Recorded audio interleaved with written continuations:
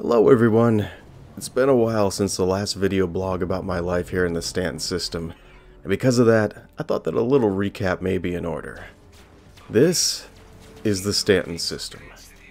It came under the ever-piercing gaze of the Empire right in the midst of 100 years colonization drought. To say that the economy was slouching would be a generous description at best, and at this time, they were already spread as thin as they could get in terms of military might and economic stability. Here's the thing about the Stanton system. It's an anomaly.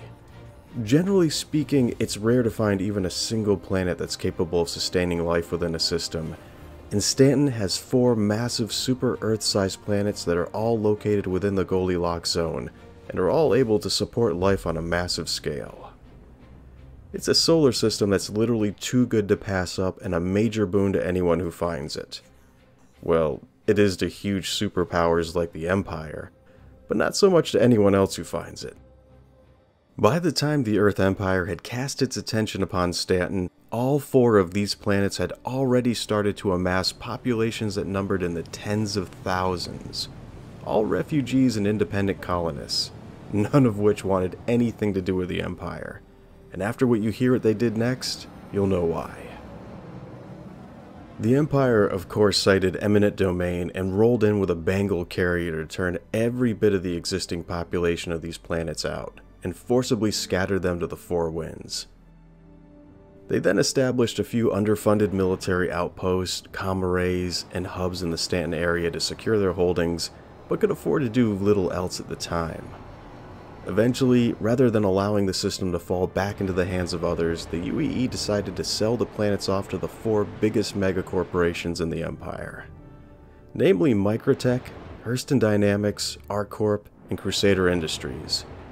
These corporations instantly came in and started terraforming each one of the planets at their own expense, which in the end didn't turn out so good, but that's another story. They also sent in their own fleets of pioneers to dot the surrounding moons with outposts, and even started setting up trade routes between them and the planets.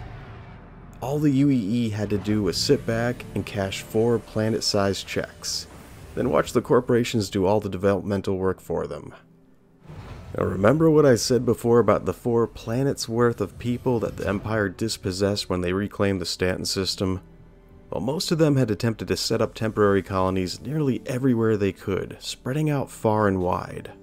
Unfortunately, they also attracted the attention of every pirate band, slaver caravan, and group of marauders who descended upon them, slaughtered or enslaved the refugees en masse, and turned their makeshift colonies into waypoints for raids and into pirate hideouts. As a result, these pirate factions have become huge, organized, and have even started trying to recruit new members from Crusader's local security forces by hacking into the message boards, and posting missions asking for us to shut down our own comm-arrays or to deliver contraband for them. There are a veritable ton of pirate factions out there now, and continue to pour in from the surrounding systems of Magnus and Pyro. And that's where I come in. In order to protect the Empire's few remaining assets, they hired a private militia made up of civilian volunteers to patrol and maintain their comm-arrays and service stations. The main hub that we're working out of is called Port Olisar. We can just as easily hole up in Grimhex or Levski if we want.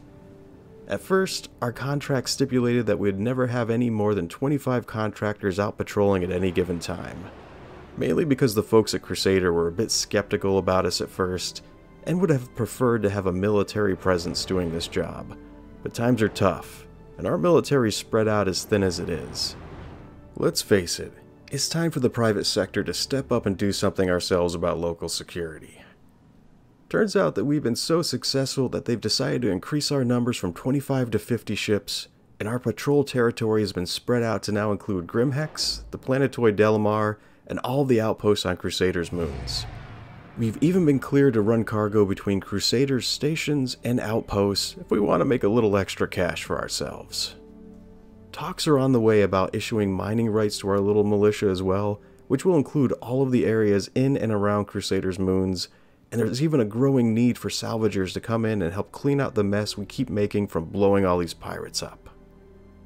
What I'm really looking forward to is Hurston, which has become envious with the success we've been having at Crusader, So much that most of the pirate activity has moved from our sector over to theirs, and now I think they want us to come over and help push them out of Hurston.